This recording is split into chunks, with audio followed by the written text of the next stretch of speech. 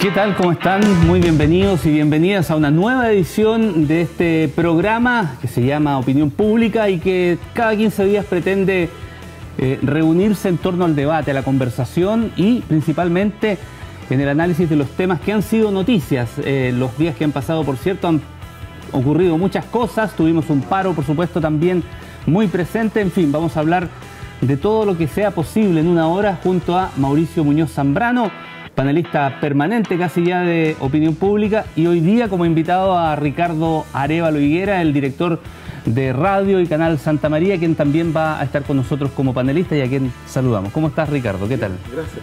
¿Todo bien? Agradecido por la invitación, sí, todo bien. Vale. Primera incursión. Se atrevió. Está bien. Sí.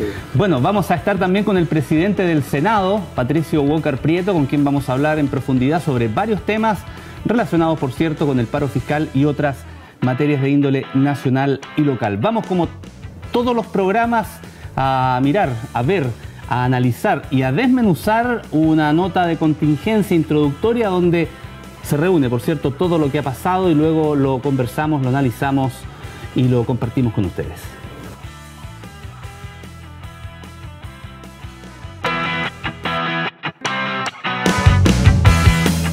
Y partimos corriendo la semana, aunque corriendo quizás es mucho, pero sí los cerca de 50 sacrificados deportistas de la región de Aysén que participaron en la Maratón de Santiago el pasado 12 de abril, quienes entrenaron en la ciudad más contaminada del mundo, según el Índice de Calidad del Aire, entidad que mide a distintas urbes alrededor del mundo. Y dicen que cuando llega una, llegan todas, desde el cántico popular Mesa que más aplaude, algo así, donde claramente le hace falta un papelito o una tapita para estabilizarse. Entre dimes y diretes, marchas, protocolos e incluso un memo que habría remitido la intendenta regional Jimena Órdenes de instruir a los seremis y directores de las reparticiones públicas a tomar medidas administrativas con aquellos funcionarios públicos que seguían en paro, generó más de alguna reacción. Y como el maní a veces salta lejos, la ex intendenta regional Pilar Cuevas publicó en su Facebook algo así como ¿dónde está el piloto? No, nada que ver. ¿Dónde está el diputado Fuentes? ¿Ayudará a los funcionarios públicos? ¡Ta-ta-ta-tan! Y es que todos opinan, el paro prolongado hasta el viernes no dejó indiferentes a algunos. Unos se sumaron, otros se dieron un paso al costado. Lo que sí, la historia concluyó con la firma de los 4 parlamentarios, entre ellos el actual presidente del Senado, que estrechó sus manos con esposas de dirigentes opositores venezolanos para respaldar la libertad de los presos políticos de dicho país. Y con el diputado David Sandoval, que esta semana asumió como vicepresidente nacional de la UDI. Como dice el dicho, más vale firma en la mano que 100 protocolos volando. Esta semana los estudiantes volvieron a las calles, liderando junto a todos los que se quieren sumar en la multitudinaria marcha por Coyhaique por una sola causa: mayor transparencia y menos corrupción en el país. Difícil tarea luego de ver cómo declaraba en la Fiscalía de Rancagua el hijo del año por presuntas irregularidades en la compra de terrenos en Machalí, quien llegó en un auto fiscal y sin seguro obligatorio vigente y además custodiado por un contingente de carabineros, lo que no le cayó muy bien a muchos. Lo que tampoco cayó bien, pero esta vez al gobierno, fueron los dichos del cantante popular Américo, que se fue contra todo el esfuerzo del gobierno realizado durante estas semanas, criticando la escasa ayuda recibida por parte de los habitantes de la tragedia nortina. En estos días, además, se promulgó la Ley de Acuerdo de Unión Civil, normativa que estará vigente en 6 días más y que reconoce y formaliza el vínculo de la convivencia no solo para personas heterosexuales, sino también de un mismo sexo. Alegría que traspasó a los fanáticos de Kiss en Chile, donde los 14.000 amantes del rock clásico disfrutaron de un concierto lleno de pirotecnia, luces y explosiones.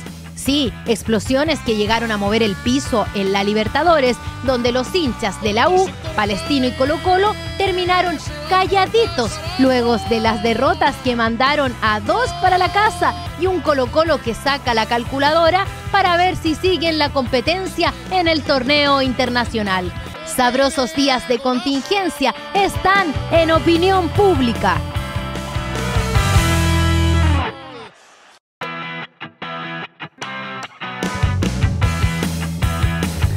Bien, pues nota introductoria que, como ustedes pudieron apreciar, tiene varios elementos para poder comenzar a debatir, analizar lo nacional, lo regional, en fin, un país dinámico que se mueve, que tiene puntos de vista diversos, pero que en definitiva también a través de los medios de comunicación nos empapa de lo que está ocurriendo en los distintos lugares del país, sin olvidarnos, por cierto, también, y esto a manera de solidaridad, de los compatriotas que siguen pasándola bastante mal en la zona norte del país, y recordándoles también que estamos en alianza con el canal 11 de Puerto Aysén. Bueno, comencemos pues, Ricardo, a desmenuzar esta nota. Hay varios temas, sin duda que las repercusiones que ha generado todo este problema del hijo de la presidenta, del caso Penta, del SQM, con la aparición de más y más boletas, sigue manteniendo la política tradicional, como algunos hoy la denominan, no sé cuál será la otra, ahí, pues, en el limbo y en el cuestionamiento permanente de la ciudadanía. Yo, a propósito que vamos a estar con el senador Walker, le preguntaba a él y a un diputado, Sergio Aguiló, que estuvo también por acá estos días, si era posible salir de esta crisis o de esta depresión o represión, no sé cómo se... Algunos le llaman crisis, otros todavía no se atreven a llamarle crisis, ¿eh? ¿Cómo la calificas tú? Buena mirada. A ver, yo creo que... Buena onda, le iba a decir. Es indiscutible, o a mi juicio indesmentible, que es una crisis. Uno podrá discutir la magnitud, las dimensiones de la crisis o los efectos que pudiera llegar a tener, pero discutir hoy día si es crisis o no, yo creo que es inoficioso. Definitivamente es una crisis. Yo creo que la pregunta es cómo se sale de esta crisis. Hay diferentes fórmulas, algunas más institucionales que otras probablemente, otras más participativas, en fin. Pero lo que yo creo que, como en todas las crisis, eso es casi cliché, pero es verdad, permite tomar posiciones, permite buscar soluciones que en otras épocas probablemente habrían sido totalmente invisibilizadas, y permite también seguramente cambiar problemas de fondo, porque lo que está mostrando esta crisis son, a mi juicio, problemas definitivamente de fondo. Y el punto finalmente tiene que ver si los actuales actores políticos son parte del problema, sin duda, y si van a ser o no parte de la solución, eso está por verse. Así que, a propósito que mencionaste el concepto, ¿tú crees que ya se tocó fondo con esta crisis o van a salir más cosas? Porque todos los días nos sorprende un poco más, sobre todo con la lista Penta, donde las boletas al parecer no están todas reunidas y aparecen... Yo creo que es uno de los grandes problemas, que estamos como recibiendo la información a goteo, claro. ¿Ya? Y eso yo creo que profundiza aún más esta sensación de que está todo tratando de taparse y que es más complicado de lo que probablemente sea, pero yo creo que sí es muy complicado. Yo tengo la sensación de que lo que nosotros hemos visto, Soquimich, Penta, probablemente el caso del hijo de la presidenta en alguna medida también, lo que tiene que ver con eventuales tráficos de influencias y otros, no son casos aislados. Eso es lo que yo creo, ¿ya? Es lamentable decirlo, pero en mi sensación no son casos aislados. Yo creo que de alguna manera la política chilena se acostumbró a funcionar así, y son casos importantes que han surgido, pero no creo que sean casos aislados. Y por lo mismo siento que la crisis es más profunda. Pudiera darse el caso que se vayan conociendo más, yo creo que es lo más probable, o definitivamente se tome una decisión de transparentar todo con miras a hacer un cambio más radical. Hay una arista de esta crisis que está directa y estrechamente relacionada con la presidenta, más allá de lo que ha hecho su hijo y su nuera. Es la forma, desde la estrategia gubernamental, cómo se ha abordado esta materia y todas sus aristas. ¿Qué te ha parecido a ti esa intención del gobierno de tratar de blindar a la presidenta, y después hacerla aparecer como víctima de algo que ella no tenía idea que ocurría? ¿La crees o no la crees? A ver, bueno, la estrategia está ahí, yo creo que es algo objetivo, la vimos. Ahora, si le creo o no a la presidenta cuando decía que se enteró por la prensa, mira, yo la verdad tengo mis dudas, pero aún así le concedo el beneficio y tiendo a creerle, ¿ya? Pero creo que eso no le quita gravedad al problema, ¿ya? Creo que es importante en términos de la imagen que uno puede tener de la persona de la presidenta, pero en términos de fondo, definitivamente siendo un núcleo tan cercano como su núcleo familiar, se están dando este tipo de prácticas. Tiene que ver al final con cómo se hace la contención de daños, es una cuestión casi estratégica, pero no es un tema de fondo. Entonces, probablemente hoy día sea fácil cuestionar cuál es la mejor o cuál podría haber sido la mejor estrategia del gobierno a la hora de enfrentar esto, pero siento yo que hoy día es casi irrelevante. Yo no creo que sea muy importante. Es más, sí. Hay algunos hechos de la semana que tienen que ver, por ejemplo, con algunas ideas de incluso adelantar las elecciones. No sé si ustedes... Sí, lo escuchamos. Se lo vamos a preguntar. Que en otro momento habría sido considerado probablemente algo muy revolucionario, pero pero si ya esos temas se están planteando, probablemente nos estamos acercando a una obligación de tomar una decisión para resolver esta crisis. Sin donde duda. Todas estas cosas son accesorias, es decir, se respondió a tiempo sí o no, la presidenta lo abordó en el momento que correspondía, le creemos o no lo creemos, yo creo que finalmente eso pasa a segundo plano. Oye, Mauricio, y además de toda de estos insumos críticos que vienen, partieron las marchas estudiantiles también, que le da otro flanco al gobierno para empezar a preocupar si fuera un contundente, o sea, multitudinaria. En Coyhaique se replicó, se mezclaron con los funcionarios públicos, pero parece que las amenazas, y eso es un tema también, comienzan a volverse en fantasmas reales, no tan... Hay varias amenazas, Hugo, Ricardo, Hugo. Hay varias amenazas. ¿Cómo estás tú? ¿Bien? Yo súper bien, muy bien, muy bien. Yo creo que hay varias amenazas, fíjate. Y yo creo que las amenazas en este último tiempo están más... son más palpables, son más reales. Antiguamente a lo mejor alguien olfateaba estos especies de expertos que tenían los comités políticos, claro, en los gobiernos, en los partidos políticos. Habían unos encargados de crisis que de vez en cuando como que iban a la selva de exploración y como una especie de que iban al África y decían, ¿sabes qué? Parece que hay una tribu que se puede levantar en algún minuto. Eso era yo tengo esa percepción de que eso ocurría, pero hoy las amenazas son reales y el mejor ejemplo de eso fue la Revolución Pingüina, que yo sigo insistiendo que no estaríamos hablando de reforma a la educación si no hubiese sido por los miles y miles de estudiantes que salieron a la calle en algún momento. Se habla de que los pescadores, viniendo rápidamente a la región, también están ahí, mueven un poco los palitos, hay un ruido ahí. Que pueden estar por la ley Longueira, la ley de pesca, etcétera.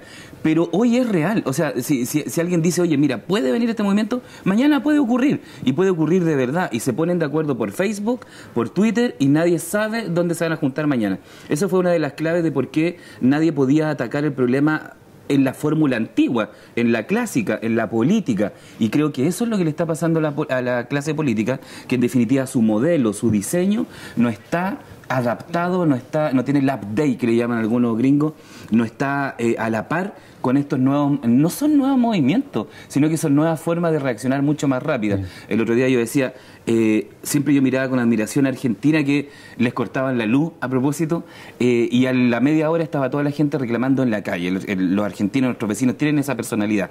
Nosotros siempre fuimos como un poquito más calladitos en ese sentido y probablemente también con un sentimiento post-dictadura. Es probable que también esté presente eso, sociológicamente hablando. Pero hoy están todos más empoderados y me llama la atención cuando Ricardo dice nos enteramos por la prensa, dijeron muchos políticos. Me llama la atención porque parece que todos se enteran por la prensa ahora. Parece que no hay un diseño interno de comunicación interna para decir, oye, están pasando cosas. Creo que ese diseño está caput y hay que reformularlo. Bueno, las repercusiones sin duda que son distintas en Santiago, donde se concentra el poder político en torno a una crisis como esta, pero han habido situaciones como la del paro del sector público, que tuvo una repercusión territorial. No ocurrió esto donde también existe este beneficio salarial. Para poner en contexto, debido a que se produjo esta movilización, es la asignación de zona, un incentivo que se cancela a los funcionarios del fisco y que hoy tiene una situación bastante discriminadora, porque algunos reciben X porcentaje, otros un poquito más, hay quienes reciben el 105% y hasta el 150%, y entiendo que en algunos casos el 200%. Privilegiado. 19 días de paro acá en la región de Aysén, y paro contundente, Finalmente, ¿qué queda, qué deja, qué sacas de lo que pasó? Más allá de la postura personal, obviamente hubo una reacción colectiva de bastante oposición a lo que ocurrió, una situación que se pudo haber evitado también, lo dijo Raúl de la Puente cuando estuvo acá el presidente nacional de ANEF, y que hace 4 meses se le había advertido a la autoridad que esto iba a pasar en determinada fecha. Sí, claro, bueno, yo creo que el tema del paro, yo lo llamaría así, no le quito mérito en lo absoluto, pero siento que llamarlo movilización, digamos, o segundo movimiento de Aysén es un poco exagerado. El paro efectivamente fue anunciado. Se trata de una demanda que todos reconocen como histórica. Desde mi punto de vista, el solo hecho de que sea histórica probablemente no necesariamente significa que tenga que ser acogida. Hay otras demandas que también son consideradas históricas y no se han resuelto. No sé, Mar para Bolivia podría ser un ejemplo. Definitivamente una demanda histórica. La deuda histórica de los profesores, que también yo quisiera detenerme solamente en ese punto, porque la deuda histórica de los profesores, en términos de su origen, tiene que ver también con un cambio de dictadura, donde se traspasaron los docentes a la administración municipal.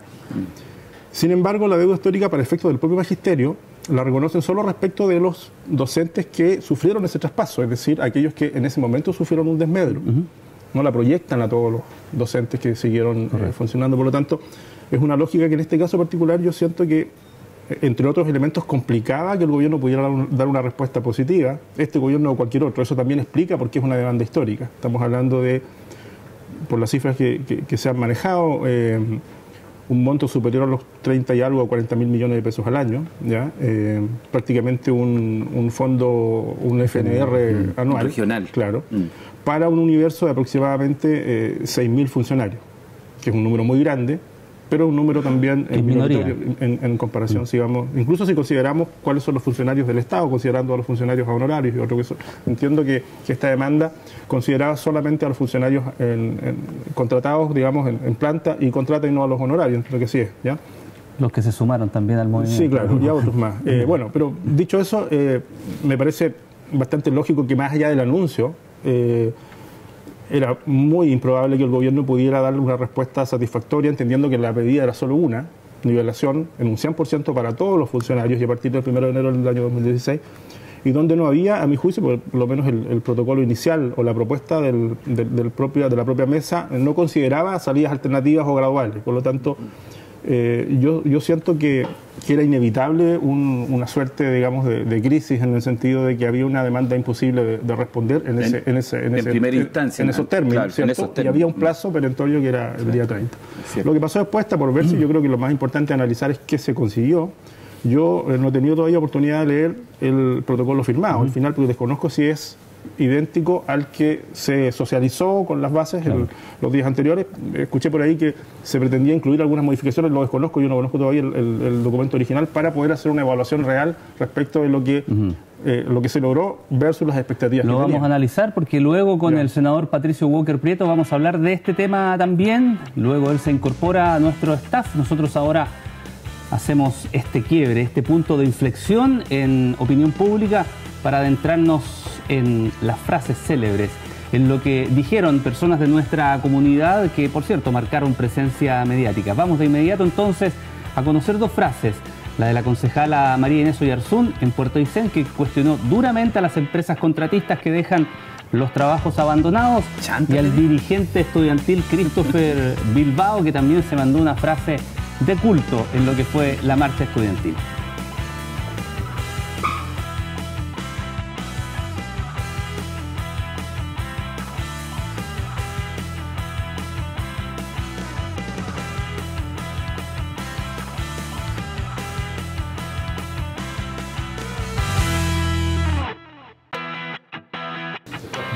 Regresamos en este espacio rico en conversación, rico también en oportunidad de poder opinar un poquito más largo. A veces los medios pecamos de estar tan apretados y no alcanzamos a profundizar, y a veces nos quedamos con ganas. Cada vez que uno puede conversar con los actores o los protagonistas de la noticia, por decirlo así, siempre uno queda con ganas de seguir hablando. Así que agradecemos a Canal 11 de poder también desarrollar esta idea.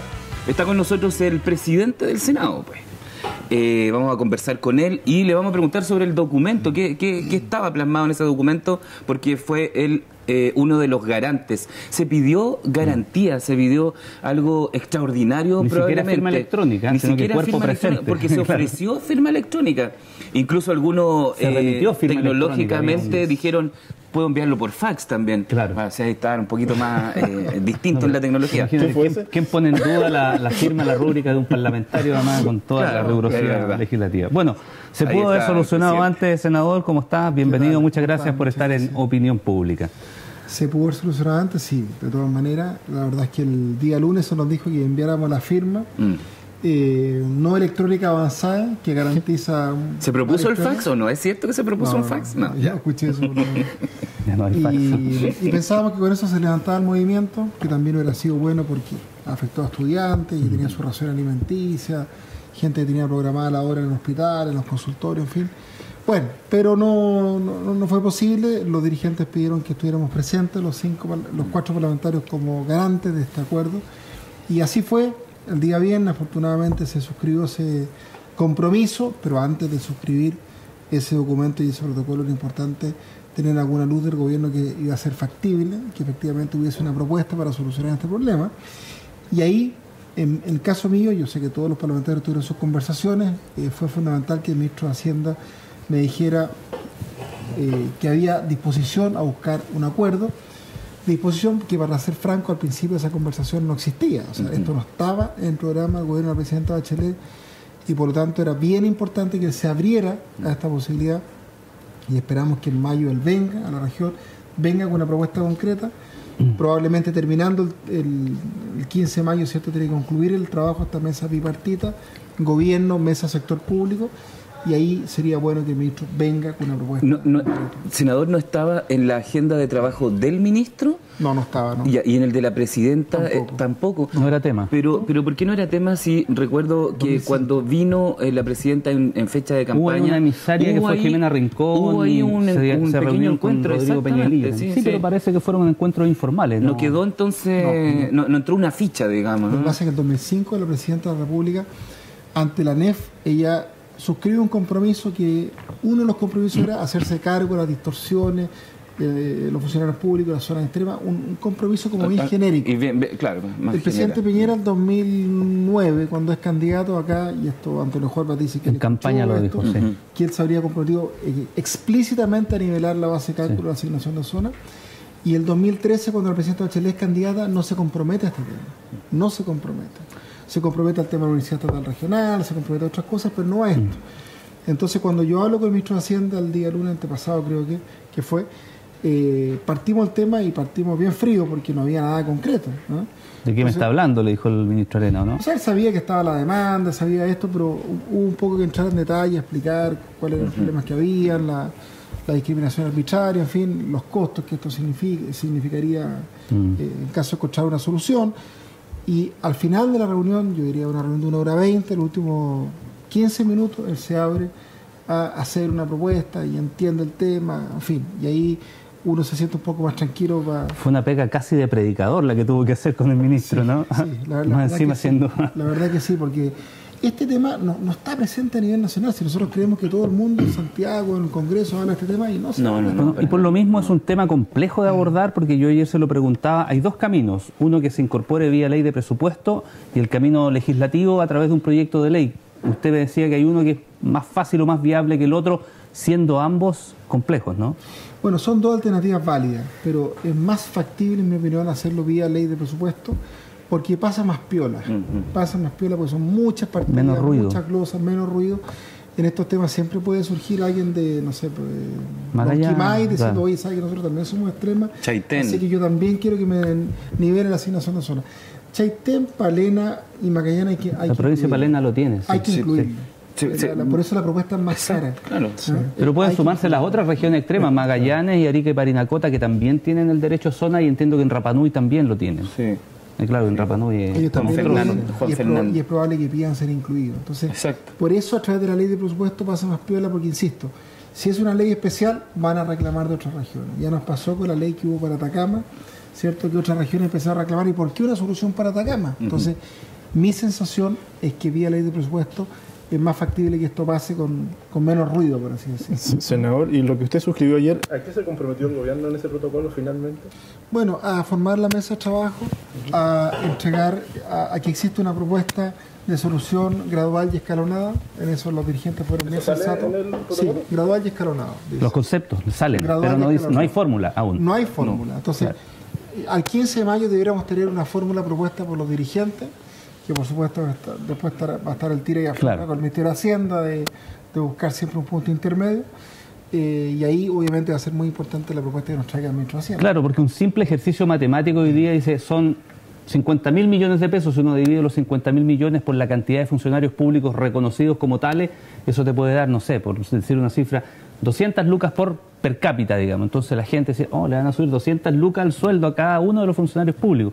Entonces hay varias variables que hay que tratar de buscar y de encontrar. Es cierto, y hay una variable se parte con los que no tienen zona, los que tienen poca zona. Claro, hay una variable que los otros trabajadores, las otras trabajadoras, los del sector privado, hay dos conceptos que han entrado con mucha fuerza y uno de ellos tiene que ver con los que tienen un alto grado como funcionario público, que ganan, voy a tirar aquí una cifra cualquiera, pero puede tener matices, hay 2 millones de pesos, 1,5 millones, 3 millones de pesos. Entonces decía, bueno, si a eso se les dobla el sueldo, yo sé que eso después se ha ido aclarando, Jessica Almonacid ha ido tratando de trabajar esos conceptos, quedaría a lo mejor en 4 millones, 6 millones, y ahí amanece de inmediato la crítica del trabajador del área privada y también de los empresarios y se instala el concepto de inequidad locales, además, que es lo que la presidenta quiere combatir. Sí, pues dice que la brecha sería más brutal, más grande todavía, porque un empleador local, una empresa local no tiene la capacidad de pagarle a vamos a poner un profesional medio, un ingeniero, se lo va a llevar todo el sector público, dicen ellos, y nosotros ¿cómo lo retenemos? ¿De dónde sacamos lucas para pagarle lo que le paga el sector público? Ahora, ¿se puede pegar ahí un problema económico? Y lo otro, que también hay un lado B del cual poco se ha hablado, porque también este paro dejó damnificado, dejó gente muy dañada en la ciudadanía, que no depende depende del servicio público como usuario. Ustedes, cuando dijeron nosotros estamos con esta causa, apoyamos esta reivindicación, me imagino que tenían claro también que esto iba a generar ruidos no solamente a nivel político en el gobierno, sino que también en la calle, la gente que perdió hora, están conscientes de eso también, ¿no? Sí, ese apoyo era a la demanda, no al paro, porque a la demanda, a la nivelación de zona. Es una decisión autónoma que toman ellos y nosotros no nos metemos ahí. De hecho, la Constitución nos prohíbe meternos en ese tipo de decisiones. Pero hay dos cosas que ustedes dicen que son súper ciertas. Una, esto genera ruido, un doble ruido. Uno, que dicen, bueno, ¿por qué no mejoramos más la situación de los que ganan menos y no un mejoramiento parejo para todos, porque efectivamente se puede producir esta inequidad que ustedes señalan? Bueno, entiendo que ellos analizaron este tema, la Mesa del Sector Público, la NEF, y tomaron una decisión que fuera para todos, ¿ya?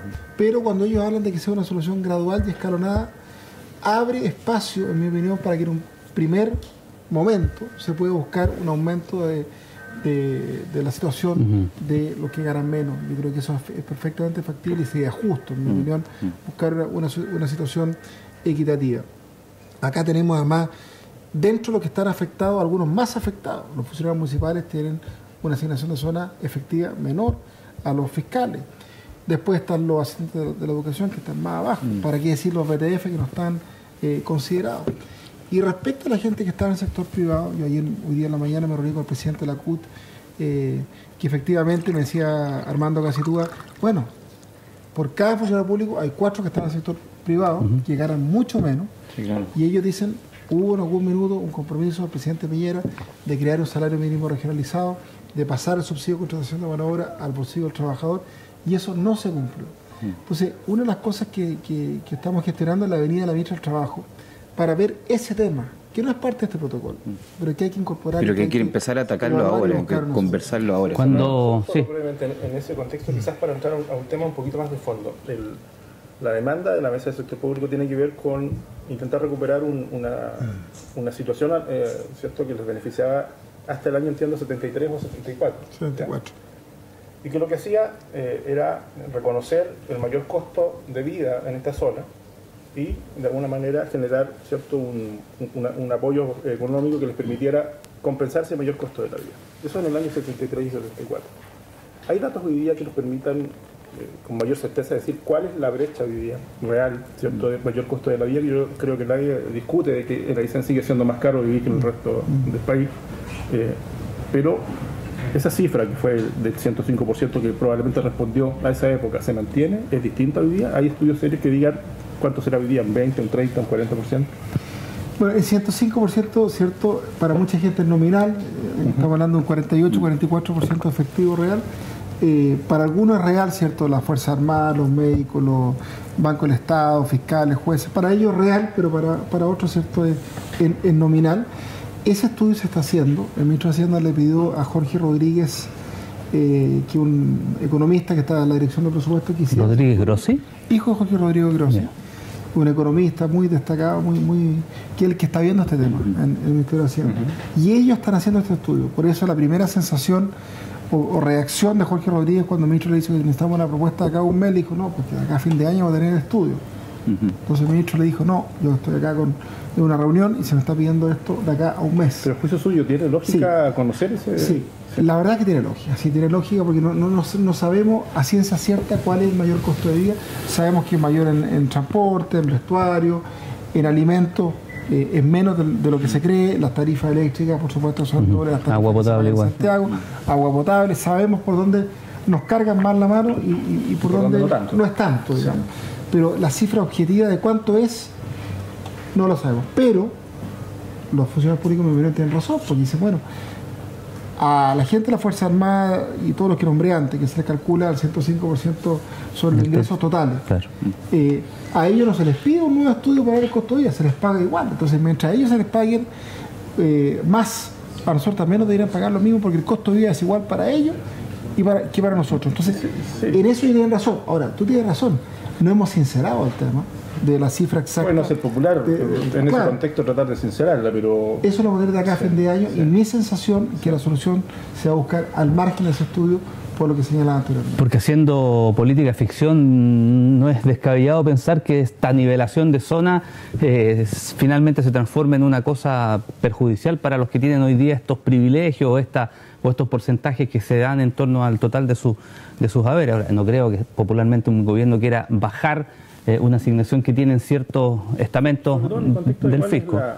La función del Estado. Por lo tanto, la distancia es grande. Y yo no estoy afirmando que así sea, por eso sería, por cierto, bueno conocer ese estudio, pero estoy seguro que la función del Estado no es mantener privilegios que probablemente no tengan una justificación, sino que distribuir de la mejor manera el dinero que es de todos, finalmente. Por lo mismo, creo que todos tenemos derecho a opinar y de qué manera se tiene que gastar el dinero.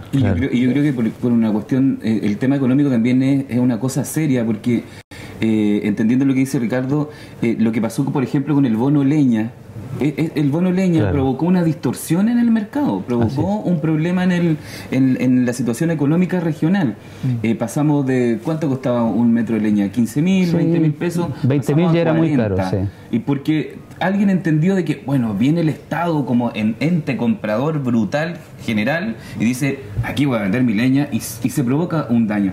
Esto más cara la vaina que el sábado. Claro. Eso es lo que digo. Entonces, a lo mejor habrá que arreglar este modelo, pero no tan rápido, no en caliente, no con una política en caliente, porque cuando se producen así las políticas, siempre está un error. Pero no necesariamente apuntando al máximo que hoy día hay. Es como, o sea, insisto, incluso hoy día se han planteado algunas situaciones de privilegio, no voy a hablar de la zona, pero por ejemplo el tema de las pensiones de las Fuerzas Armadas. ¿Cierto? Que se ha planteado como sociedad nos tenemos que plantear si es justo mantener ese sistema, por ejemplo. Claro. Por lo mismo, zonas o asignaciones de zonas excesivamente elevadas son justas de mantener o no. Yo creo que como debate es razonable, probablemente no hoy día en el contexto de este paro y todo lo que ha pasado, por razones obvias. Pero creo que como tema de fondo es bueno transparentarlo todo, tal porque vez, lo que hace permite adoptar soluciones sostenibles en el tiempo. Esa es una mirada que tal vez pudiese haberse incorporado en la Comisión Asesora Presidencial que está trabajando por el tema de una propuesta para regionalizar y descentralizar el país. Los territorios no son iguales y naturalmente, por ejemplo, nos contaba un chico de NEMI que en Antofagasta no hay colectores de agua lluvia. Uno puede pensar en un país moderno eso no debiera pasar y pasó lo que pasó en Antofagasta. Bueno, acá uno también piensa cuánto cuesta un metro de leña, que es lo que usa la gente para calefaccionarse, a veces más del 80% del presupuesto de una familia. Y ahí entramos rápidamente, si me permite, Hugo, al tema de la contaminación, que creo que ya estamos en un nivel que ya es... Estamos trending topic. Aquí estamos mal, de verdad que estamos respirando veneno. Aquí ya no pasamos de una cuestión estética o de este sueño de que la gente que venía de la zona central decía ya, me salgo de Santiago para no respirar smog, me voy al sur, y llegan a Coyhaique y respiran algo más venenoso todavía. Algo estamos haciendo muy mal y ¿qué es lo que tenemos que hacer, senador? ¿Será necesaria una nueva ley? ¿Más lucas? Es lento el tema de la descontaminación, no son procesos muy engorrosos, hay que tener muchas etapas. Lo que pasa, yo he llegado a una convicción, porque nosotros formamos una comisión especial para ver el tema de la contaminación de algunas ciudades de Chile, Osorno, Temuco, Coyhaique, que está number one hoy día. Y la verdad es que la convicción a la que yo llegué, por lo menos, es que está bien invertir en aparatos de combustión de doble cámara, mejorar el poder calórico dentro de las casas, se está invirtiendo bastante en eso, los subsidios de mejoramiento térmico tienen un tremendo impacto acá, los PPF, ¿cierto? Todo ayuda, y que se hagan galpones, leña seca, 6 meses que estén ahí con subsidios del Estado, en fin. Ojalá que el Estado compre solamente leña seca certificada, pero a ver, seamos francos y seamos prácticos. Tú no le puedes pedir a la gente con menos ingresos que compre leña seca certificada cuando es carísimo. Sí. Y por lo tanto vamos a seguir dilapidando, cortando bosques, en fin, no toda la leña, todos sabemos que se vende con planes de manejo, etcétera, pero la fiscalización no siempre es la adecuada. Y por lo tanto yo estoy convencido que la única solución para Coyhaique, para nuestra región, es que el Estado subsidie la energía limpia, renovable, no convencional. Hay un proyecto de ley interesante, y es el tema del proyecto de la asociatividad, que todavía no lo ha ingresado al Congreso, que permitiría establecer subsidios cruzados, es decir, que la gente de Santiago se le cobre un poquitito más la cuenta para que nosotros paguemos menos. Solidaridad país. Solidaridad país. ¿Por qué es tan cara la cuenta de la luz acá? Por el tema del VAT, ¿cierto? La cuenta de la luz que todos pagamos tiene un precio nudo, que es la generación, y el precio de valor agregado de distribución, que es el VAT, que acá en esta región, como son tan extensas es caro. Las casas están y somos pocos, diseminadas. Pero ahora se va a bajar ese factor, lo decía el Ceremi de Energía, no se va a aplicar un subsidio que era la pedida de algunos sectores. Ahora, le preguntaba al ministro de Hacienda de Energía, le decía, a ver, ¿cuánto podría bajar, en el mejor de los casos, en Aysén la tarifa con ese método? 20% más. Insuficiente, no te resuelve el problema. Entonces, cuando yo hablo de subsidio, no es por demagogia. Tiene que haber subsidio asociado, por supuesto, a energías renovables, no convencionales. Es la única forma que a ti te baje la cuenta, ojalá a la mitad como en Santiago, y que la gente empiece a tener estufa eléctrica. Si no, igual, vamos a seguir contaminando. Qué bueno que tocó ese tema, porque también, y lo dijo el CEO del Grupo Saesa, ellos no están en condiciones, y no van a estar en harto tiempo en condiciones de tener una capacidad de generación que responda al aumento de demanda que se generaría eventualmente si la gente opta por cambiarse de la leña a un sistema eléctrico. Hoy día dotar de calefactores una casa tipo de 80 metros cuadrados cuesta su par de palos. Tú debes saber bastante más de eso. Entonces es inviable hoy día, y lo reconoce Francisco Allende, el poder hacer ese cambio de matriz energética de leña a electricidad, porque la empresa es una empresa chiquitita, digamos. O sea, es chiquitita acá, es un grupo económico, pero acá no está en condiciones de... Por lo tanto, las opciones ciudadanas hoy día son prácticamente nulas. O sea, es leña, o la leña que te regala la gobernación para los pobres, el esfuerzo que tú puedes hacer al comprar un poco de leña acopiada del año anterior, y los que pueden derechamente comprar leña de buena calidad. Es que hay que hacer un estudio súper preciso de cuánto tendría que ser el subsidio para que le baje las tarifas a las personas, a los consumidores, a un monto tal que les sea más conveniente tener estufa eléctrica que seguir comprando leña. Que sea realista y que se pueda calefactar. Pero es que además, al aumentar la demanda por suministro eléctrico, debiera bajar naturalmente el precio. O sea, sí. También, pero no creo que al nivel... habría que ver qué es lo que pasa en Magallanes, por ejemplo, en Punta Arenas. Seguramente allá han resuelto el problema con el gas, ¿cierto? Sí, claro. Ellos tienen gas, está súper subsidiado, el 85%. Y pueden hacerlo, porque el monto de lo que pagan... El 85% del gas está subsidiado. Eso no lo tenemos nosotros. Claro. Yo le decía a la presidenta, cuando me reuní con ella, decía, presidenta, nosotros tenemos la misma situación que Magallanes, porque tenemos frío, tenemos baja temperatura, pero no tenemos gas. Y si no queremos leña, por el tema de la contaminación y porque queremos cuidar los bosques, en fin, bueno, la única alternativa es subsidio para energía eléctrica. Entonces, yo sinceramente creo que todo lo otro que hagamos es... Está bien, pero no... y es lo más rápido, además, porque está el tema de la calefacción distrital, que es una buena alternativa, en los países escandinavos se usa. En el contexto comunitario, los condominios, sobre todo. ¿Usted tuvo acceso, me imagino que sí lo ha leído, el anteproyecto de plan de descontaminación? Porque hoy día estamos en un proceso de participación ciudadana, entiendo, que abrió el Ministerio del Medio Ambiente para que los ciudadanos justamente puedan hacer observaciones a este anteproyecto de plan de descontaminación, que es bastante técnico, pero si uno lo mira muy a la rápida, detecta lo mismo que usted está diciendo, que en el fondo las medidas no son sino paliativas, a lo más en periodos críticos exigir que no se encienda más de un equipo de combustión y no dos. Entiendo que eso es como lo más agresivo como plan, ya el resto son medidas a mediano y largo plazo. Y por lo tanto, yo por lo menos siento que desde el punto de vista del Estado institucional, no se está abordando con la urgencia que con la se tiene. urgencia. Yo siento lo Estoy mismo. de acuerdo. Estamos desgastándonos, digamos, en medidas que probablemente ayudan, pero no resuelven Y probablemente nos pase lo mismo que pasa con Temuco, quienes hemos pasado a vivir alguna vez en Temuco, llevan 25 años, llevan 20 años tratando este tema, ¿cierto? No es una cosa...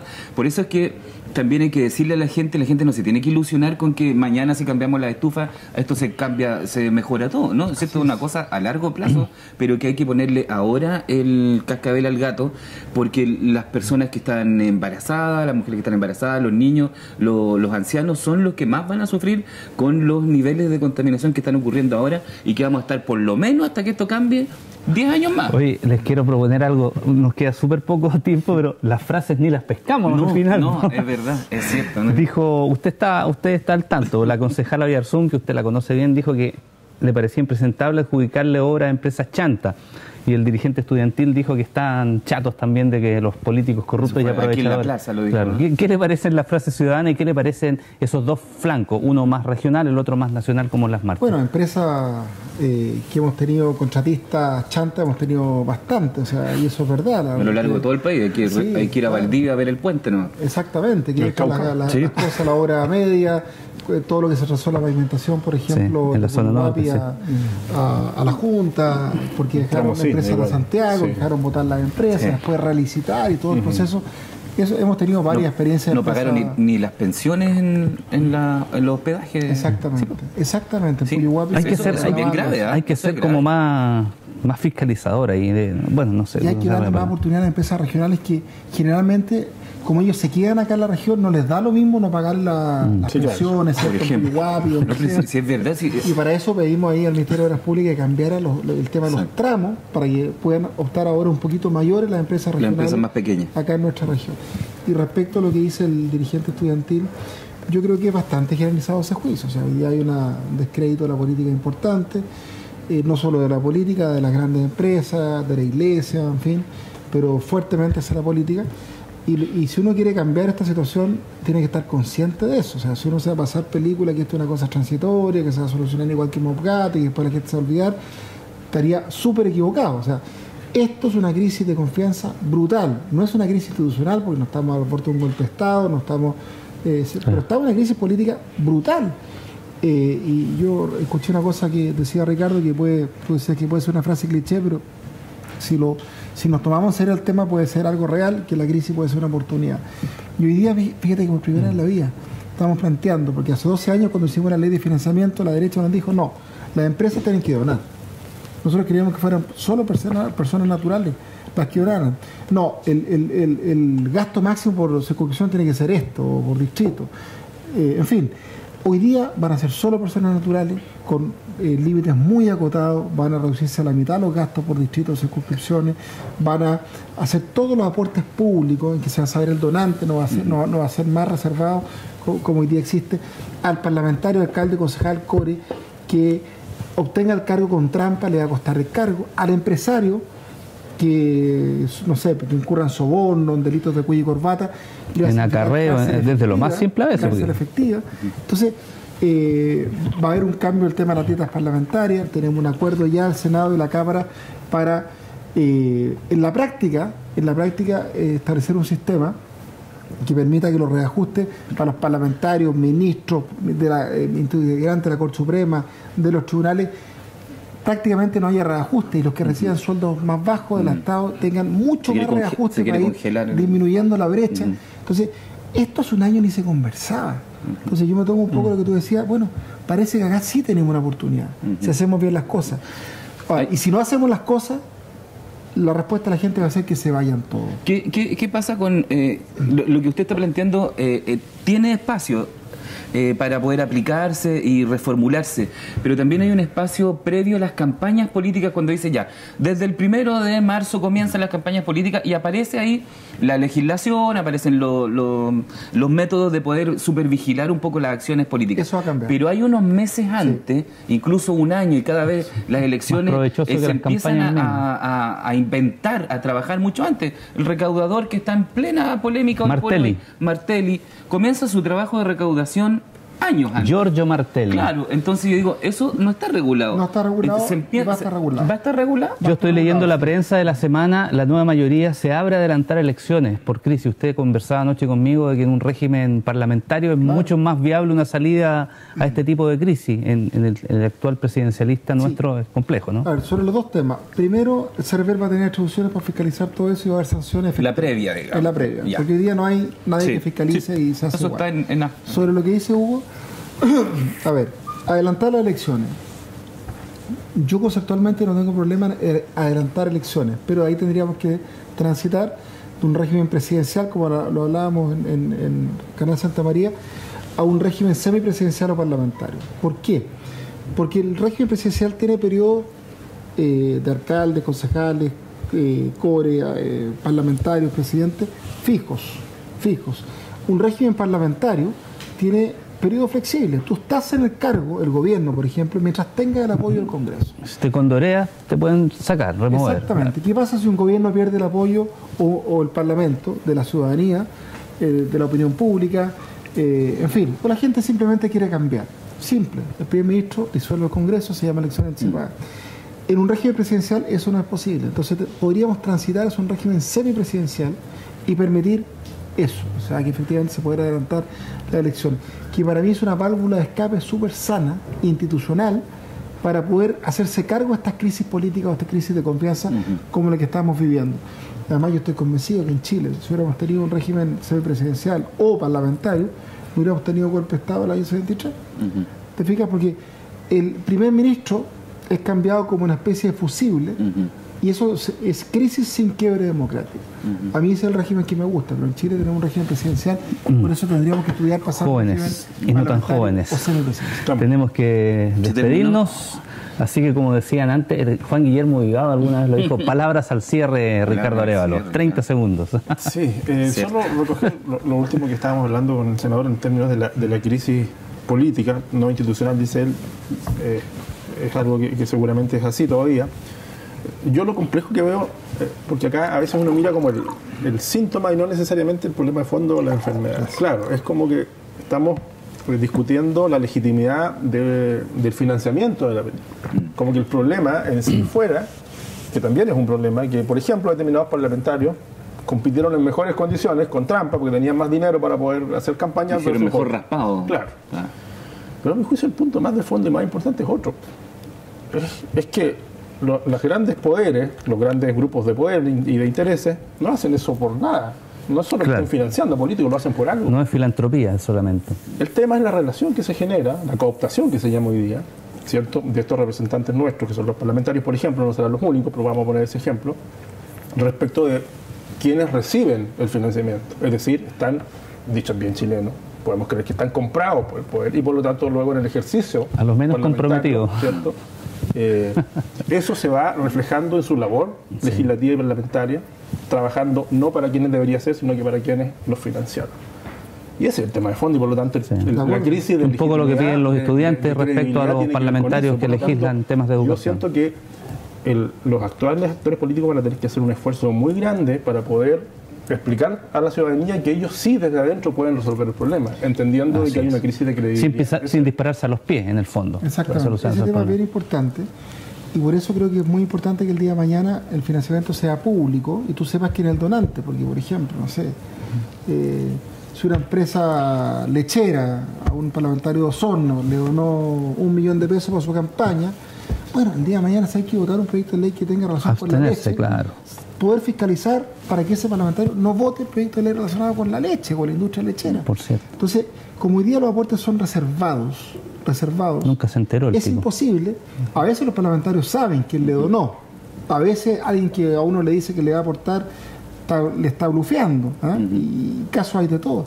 Pero es importante que se sepa para que haya una fiscalización ciudadana de las comisiones de ética de la Cámara de Diputados del Senado, para que le digan, oiga señor, usted no puede votar este proyecto de ley. Claro. Para que haya un tema preventivo. O se abstiene o lo sancionamos éticamente. Eso con la nueva ley de financiamiento de la política va a quedar así.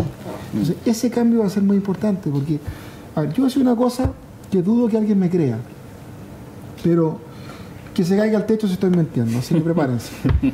Yo llevo 17 años en el Parlamento. 17 años en el Parlamento. Yo nunca en mi vida he votado un proyecto de ley por presión de algún grupo económico. Nunca. Nunca. Siempre he votado por convicción. ¿Pero qué le llama presión usted? Presión que alguien te diga, oye, ¿sabes qué? Yo te aporté un palito para tu campaña y ahora te quiero pedir que me ayude a votar, no sé, en este tema, porque, pucha, yo te ayude. Nunca me ha pasado eso. Nunca. Ahora, otros parlamentarios, cuando uno veía algunos mails, ¿cierto? De alguna gente que pedía plata, un grupo económico, el raspadito de la olla y todo, en condiciones indignas, bueno, ahí obviamente la gente empieza a dudar de todo. Sí, yo entiendo la desconfianza que hay, pero es también injusto poner a todo el mismo saco, porque yo te digo, hay gente, y yo creo que es la mayoría, que no vota por presiones de grupos económicos. Ahora, no hay de todo en la vida, señor. ¿Te fijas? Hay de todo. Y por eso la nueva ley de financiamiento de la política y las campañas va a ser muy importante. No más opacidad y sí total transparencia. Señor Mauricio, 30 segunditos también. Yo le hago un llamado, el techo no cayó. No cayó hay que ser sincero, no cayó el techo. Se movió un poquitito, pero no cayó. Unas pelucitas cayeron.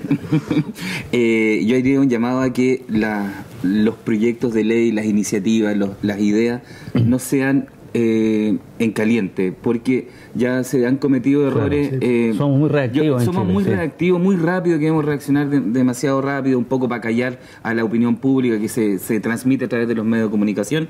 Entonces yo ahí sería un poquito, si vamos a hacer algo, hagámoslo bien, con calma, con tranquilidad. Step by step. Claro, porque si no nos pasa lo mismo cuando, ¿se acuerdan que se terminó esto del voto voluntario?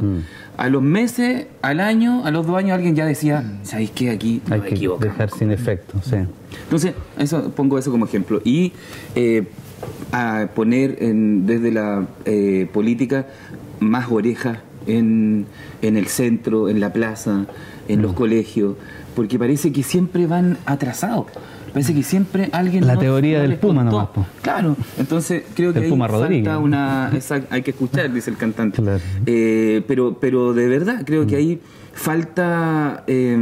falta empatía un social. Hilo, falta un conector con lo que la gente está pensando, y creo que las redes sociales hablan, pero también son de un grupo selecto. Tampoco todo el mundo tiene Twitter y no todo el mundo, a pesar que ya somos 12 millones los que estamos conectados a Internet, pero no todo el mundo tampoco se atreve a hablar en... Pero en las redes sociales también, dicen los entendidos, hay mucha reacción reactiva, muy visceral. Muchas veces la pasión se pierde. Bien, pues, nueva edición de Opinión Pública. Les agradecemos su paciencia, nos pasamos un ratito. Le agradecemos al senador Patricio Walker, a Ricardo Arévalo, que también fue un aporte como panelista, y a Mauricio Muñoz Zambrano, quien ya está ahí a puertas de transformarse en un panelista estable.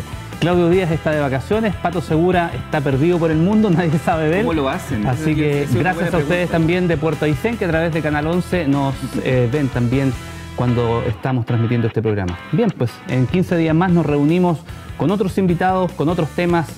Seguramente volvemos a la biblioteca ya que terminó el paro, así que desde ya le agradecemos al Café Histórico Ricer el habernos albergado durante 2 programas. Muchas gracias, que estén muy bien. Que estén muy bien.